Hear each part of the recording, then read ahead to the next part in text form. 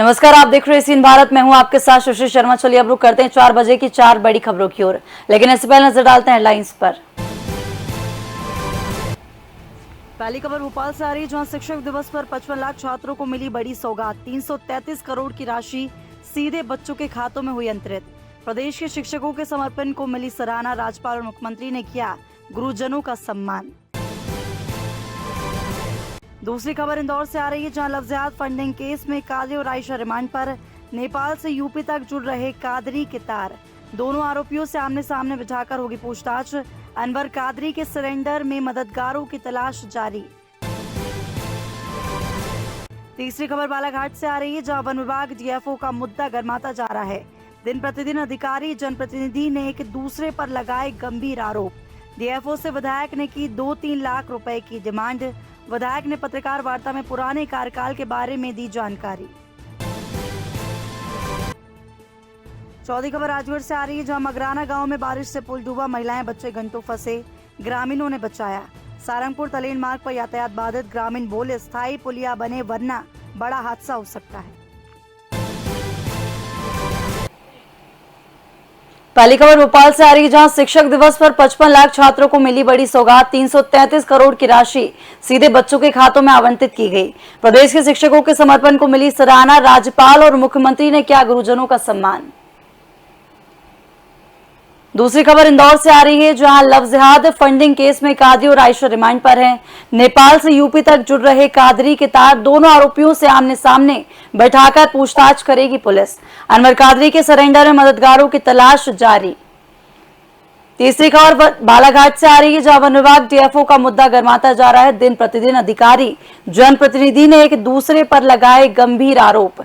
DFO से विधायक ने की 2-3 लाख रुपए की डिमांड और विधायक ने पत्रकार वार्ता में पुराने कार्यकाल के बारे में पूरी जानकारी दी।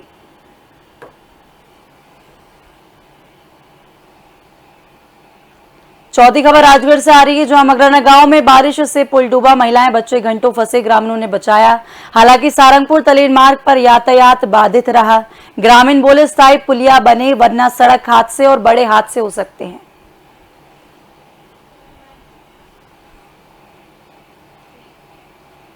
पहली खबर भोपाल से, जहां राजधानी स्थित प्रशासन अकेडमी में आज राज्य स्तरीय शिक्षक दिवस कार्यक्रम का आयोजन किया।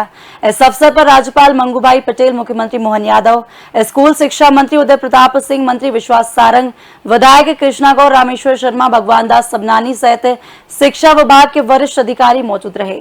कार्यक्रम में प्रदेश के 55 लाख शासकीय विद्यालयों के विद्यार्थियों को गणवेश के लिए 333 करोड़ रुपए सीधे उनके खातों में अंतरित किए गए। स्कूल शिक्षा मंत्री उदय प्रताप सिंह ने अपने संबोधन में कहा कि शिक्षक दिवस सिर्फ एक औपचारिकता नहीं बल्कि गुरुजनों के प्रति आभार और सम्मान का दिवस है। उन्होंने आगे कहा कि आजादी के 75 वर्ष पूरे होने के बाद भी भारत की वैश्विक पहचान बनाने में देश के शिक्षाविदों और गुरुजनों की अहम भूमिका रही है। उन्होंने अपने बचपन को भी याद किया और उनके अनुभव साझा किए।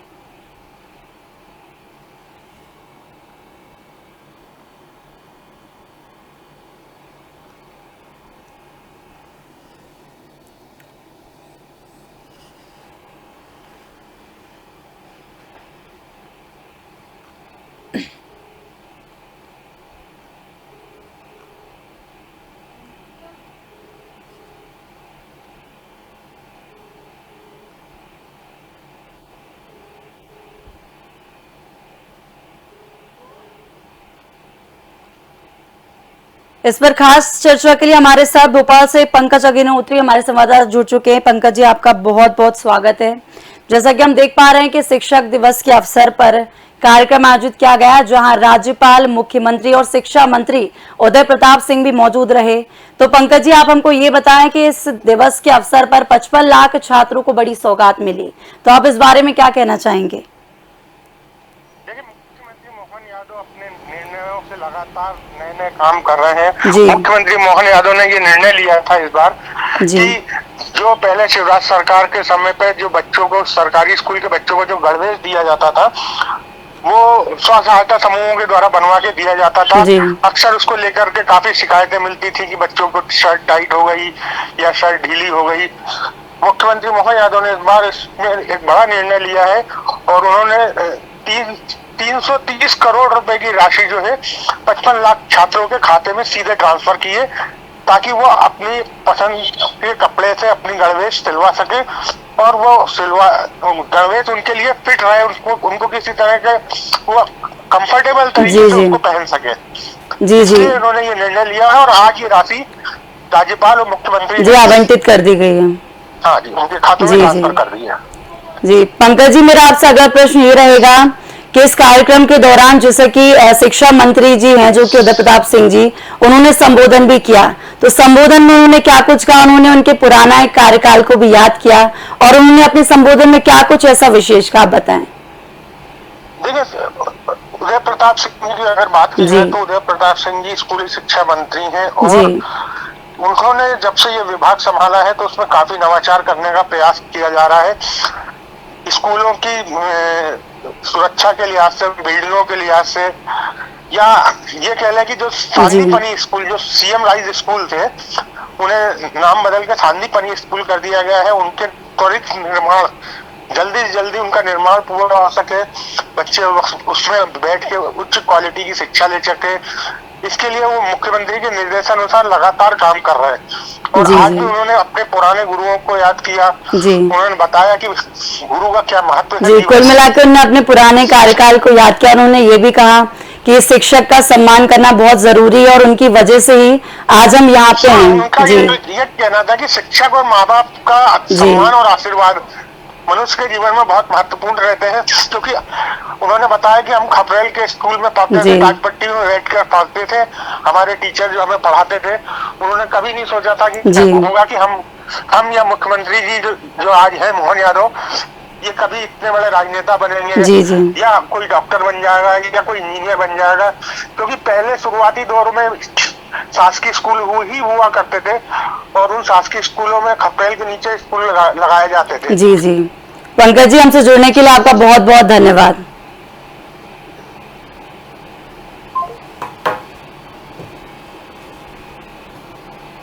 तो जिस तरह से हम देख पा रहे हैं कि भोपाल में शिक्षक दिवस के उपलक्ष्य में कार्यक्रम हुआ और उस कार्यक्रम में मुख्यमंत्री और शिक्षा मंत्री और राज्यपाल गंगूबाई पटेल भी शामिल रहे और मुख्यमंत्री जो हैं उन्होंने भी संबोधन किया और उन्होंने शिक्षकों को खूब बधाई दी। और इस दौरान जो कि शिक्षा मंत्री उन्होंने संबोधन भी किया। संबोधन में उन्होंने उनके पुराने कार्यकाल को याद किया और शिक्षक दिवस के अवसर पर 55 लाख छात्रों को एक बड़ी सौगात मिली, जिसमें 333 करोड़ की राशि सीधे बच्चों के खाते में आवंटित की गई। तो ये बहुत ही अच्छी पहल रही।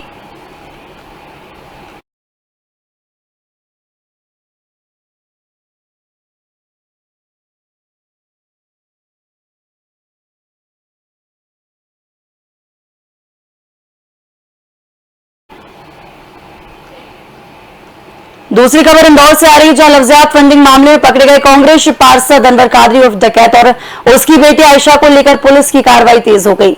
न्यायालय ने अनवर को 8 सितंबर तक पुलिस रिमांड पर भेज दिया है, जबकि उसकी बेटी आयशा को 4 दिन की रिमांड पर सौंपा गया है। पुलिस अब दोनों आरोपियों को आमने सामने बिठाकर वरिष्ठ अधिकारियों की मौजूदगी में पूछताछ करेगी। पुलिस सूत्रों के अनुसार आयशा की गिरफ्तारी के बाद अनवर नेपाल भाग गया था, जहां करीब 15 से 20 स्थानीय लोगों ने उसकी मदद की। अब आगे की जांच भी जारी है।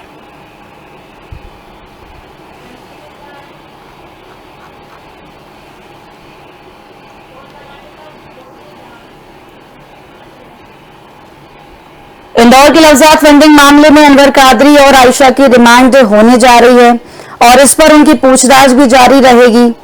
अब देखते हैं कि पूछताछ में क्या कुछ खुलासे हो सकते हैं। आयशा को 4 दिन की रिमांड पर लिया गया, अनवर कादरी को लिया गया है 8 सितंबर तक की रिमांड पर। अब आगे देखेंगे कि आमने सामने उनकी पूछताछ में क्या पूछताछ रहेगी और क्या जानकारी पुलिस जुटा पाएगी। देखते हैं इस मामले में क्या नया मोड़ आता है।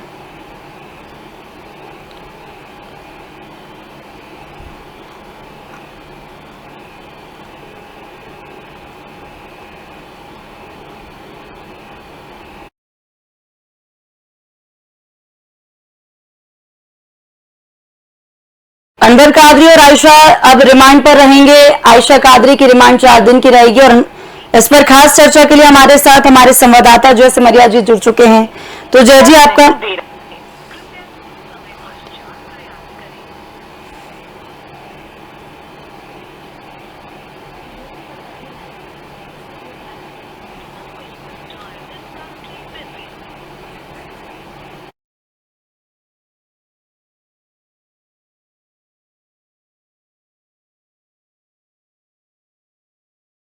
अनवर कादरी की गिरफ्तारी भी हो चुकी है और रिमांड पर लिया गया है और उनकी बेटी को भी रिमांड पर लिया गया है। तो उस पर खास चर्चा के लिए हमारे साथ हमारे संवाददाता जय जी जुड़ चुके हैं। तो जय जी, आपका बहुत बहुत स्वागत है। आप ये बताएं कि जो अनवर कादरी को रिमांड पर रखा गया है और उनकी बेटी को, तो इस पर क्या कुछ आगे कार्रवाई होगी? दोनों के आमने सामने पूछताछ होगी, तो आप इस पर बताएं क्या हो सकता है आगे। जी हाँ, इंदौर शहर के अंदर जो लव जिहाद फंडिंग का जो मामला चल रहा था, जिसके अंदर कांग्रेस पार्षद अनवर कादरी कई दिनों से फरार थे। फरारी के दौरान वह नेपाल जा पहुंचे थे। नेपाल के अंदर अपनी फरारी काट रहे थे। कुछ दिन पूर्व जिला न्यायालय के अंदर पहुंचकर सरेंडर किया है, जहां पुलिस की पूछताछ में कई खुलासे हुए। जांच के अंदर कई पूछताछ होना अभी बाकी है, जिसको लेकर पुलिस ने न्यायालय से अनवर कादरी का 8 तारीख तक का और रिमांड मांगा है। साथ ही उसकी बेटी आयशा का भी जो है 4 दिन का रिमांड लिया गया है, जहां वरिष्ठ अधिकारियों के समक्ष बिठाकर दोनों से पूछताछ की जाएगी। जो लव जिहाद फंडिंग का मामला है उस संबंध में पूछताछ की जाएगी और किन लोगों को इन्होंने फंडिंग की और कितने इनके साथी हैं जो इसमें जुड़े हुए हैं, उसको लेकर पूछताछ की जाएगी। जी जी, तो जय जी, मेरा आपसे अगर प्रश्न ये रहेगा कि पूछताछ रहेगी और दोनों बाप बेटी को आमने सामने बिठाकर पूछताछ की जाएगी, तो आपको क्या लगता है इस पे क्या प्रश्न पूछ सकते हैं कि उनके तार कहाँ से नेपाल से जुड़े हैं या इंदौर से या फिर पूरे एमपी या फिर आउट ऑफ एमपी भी जुड़ सकते हैं, तो आप इस पर क्या कहेंगे? जी हाँ, इसके अंदर जब दोनों ही आरोपियों को सामने बिठाया जाएगा तो इसके अंदर कई अहम खुलासे होने की बात सामने आएगी, क्योंकि जब आयशा को दिल्ली से पुलिस ने हिरासत में लिया था, उस दौरान कादरी भी जो है फरारी में चल रहा था और नेपाल भाग गए थे। फंडिंग जो है आयशा के द्वारा की जा रही थी। आयशा की गिरफ्तारी के बाद कादरी जो है नेपाल भागा था। वहां उसने 15 से 20 दिन फरारी काटी है। इसको लेकर इस संबंध के अंदर पुलिस पूछताछ करेगी। वहीं जो आरोपी अनवर कादरी है, जो फरारी के दौरान जिन लोगों के संपर्क में रहा है, किन लोगों से इसका संपर्क रहा है, उस विषय पे चर्चा की जाएगी। साथ ही बैंक स्टेटमेंटों के आधार पे जो पैसा ट्रांसफर हुआ है, जो पुलिस के हाथ जो सबूत लगे, उन विषयों को लेकर जो है इन दोनों आरोपियों से पूछताछ की जाएगी। जी जी, जय जी, हमसे जुड़ने के लिए आपका बहुत बहुत धन्यवाद।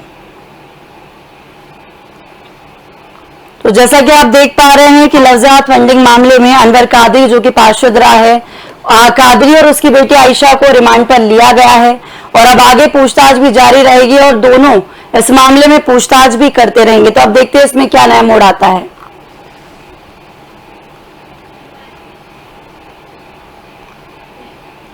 तीसरी खबर बालाघाट से आ रही है, जहां बालाघाट में वन विभाग डीएफओ का मुद्दा दिन प्रतिदिन गरमाता जा रहा है, जहां एक दूसरे के खिलाफ आरोप प्रत्यारोप का दौर जारी है।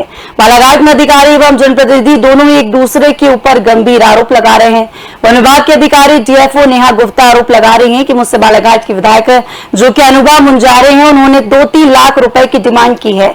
तो दूसरी ओर विधायक अनुपा मुंजारे डीएफओ गुप्ता और अपने पति को बचाने के लिए एक षड्यंत्र भी रच रही हैं। बालाघाट वन विभाग का मामला दिन प्रतिदिन गरमाता जा रहा है, जिसके चलते डीएफओ अपने पक्ष के लिए कोई जवाब नहीं देना चाहता। तो दूसरी ओर विधायक जिले के पत्रकार वार्ता में पुराने कार्यकाल के बारे में चर्चा करती नजर आई। आप देखते हैं कि इसमें आगे क्या हो सकता है।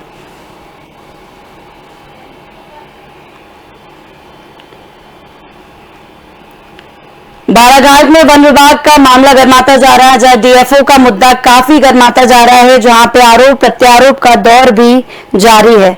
अब देखते हैं इसमें आगे क्या मोड़ लेता है। विधायक ने भी पत्रकार वार्ता में अपने कार्यकाल की जानकारी दी, लेकिन डीएफओ अपनी कम जानकारी दे पा रही है। अब देखते हैं कि इसमें आगे क्या हो सकता है।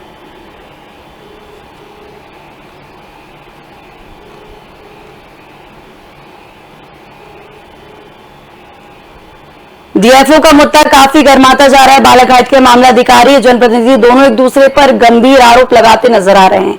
डीएफओ से विधायक ने 2-3 लाख रुपए की डिमांड की। आप देखते हैं कि आगे क्या होता है। इस पर खास चर्चा के लिए हमारे साथ बालाघाट से हमारा संवाददाता वीरेंद्र श्रीवास जी जुड़ चुके हैं। तो वीरेंद्र जी, आपका बहुत बहुत स्वागत है। कि जैसा कि हम देख पा रहे हैं कि डीएफओ का मामला बालाघाट में खूब गरमा रहा है और आरोप प्रत्यारोप का दौर भी जारी है, तो इस पर आप क्या कहना चाहेंगे? क्या इस पर नया मोड़ आ सकता है? बिल्कुल, जिस तरह से आपने बताया कि बालाघाट में वन विभाग का जो मामला है वो काफी गरमाया हुआ है, जिसको लेकर के बालाघाट की विधायक अनुपा मुंजारे ने नेहा गुप्ता के ऊपर में जो है वो आरोप लगाया है कि वे अपने पति अनवर गुप्ता को बचाने के लिए भारी षड्यंत्र रच रही है। का आरोप उन्होंने उनके ऊपर लगाया है कि वो 2 से 3 लाख रुपए की डिमांड कर रही है।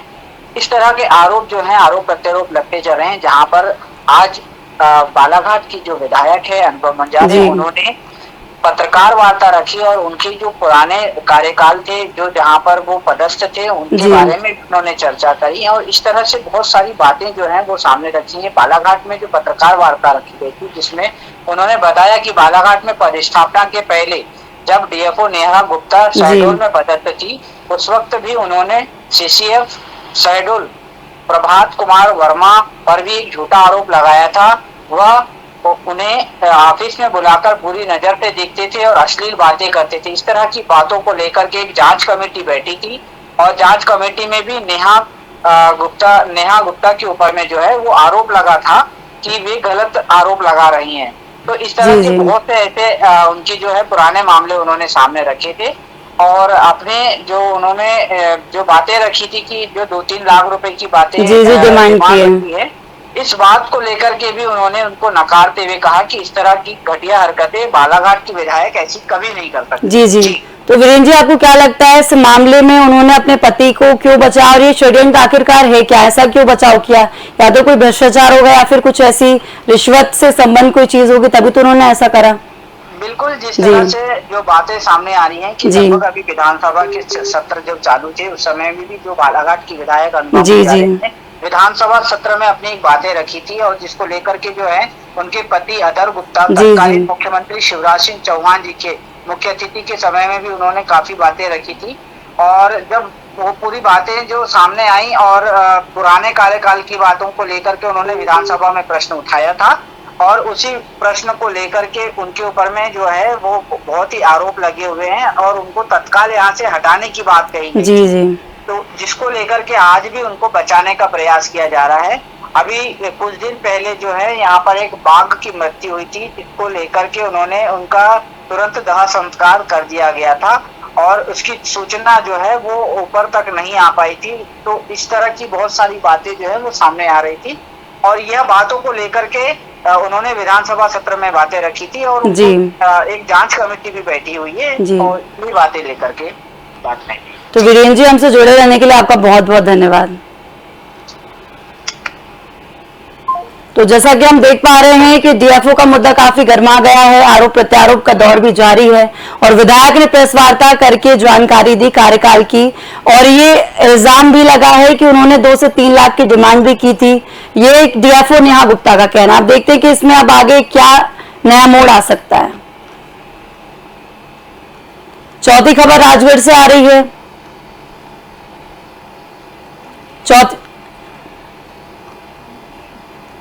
चौथी खबर राजगढ़ से आ रही है, जहां राजगढ़ जिले के सारंगपुर तलेन मार्ग पर मगराना गांव के पास पुल पर बारिश का पानी भर जाने से ग्रामीणों को परेशानी हो रही है। शुक्रवार को कई महिलाएं, बच्चे, बुजुर्ग फंस गए, जिन्हें ग्रामीणों ने बड़ी मशक्कत के बाद सुरक्षित बाहर निकाला। स्थानीय लोगों का कहना है कि पुलिया न होने के कारण सारंगपुर से तलेन, इकरेला, सुजालपुर, भोपाल तक जाने वाले जितने वाहन हैं सभी रास्ते से गुजरते हैं और उनको काफी कठिनाइयों का सामना करना पड़ रहा है। आप देखते हैं कि इसमें आगे अधिकारी क्या एक्शन लेते हैं या फिर पुल निर्माण करवाते हैं या नहीं करवाते हैं।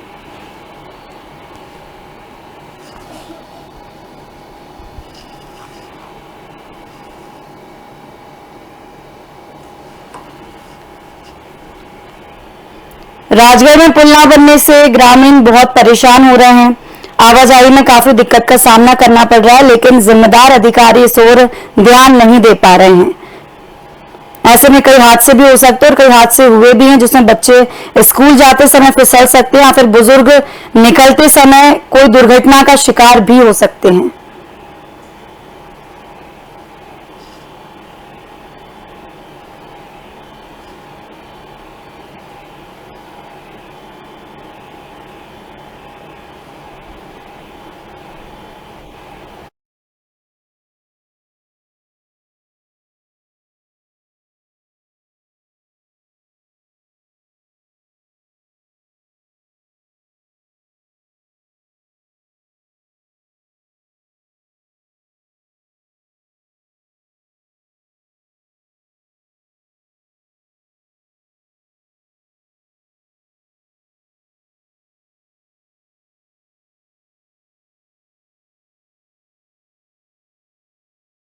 राजगढ़ में पुल ना बनने से ग्रामीण वासी बहुत परेशान हो रहे हैं।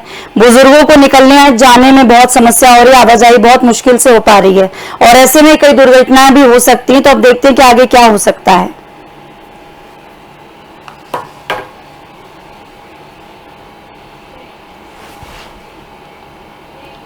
फिलहाल के लिए 4 बजे की 4 बड़ी खबरों में इतना ही। देखते रहिए सीन भारत। नमस्कार।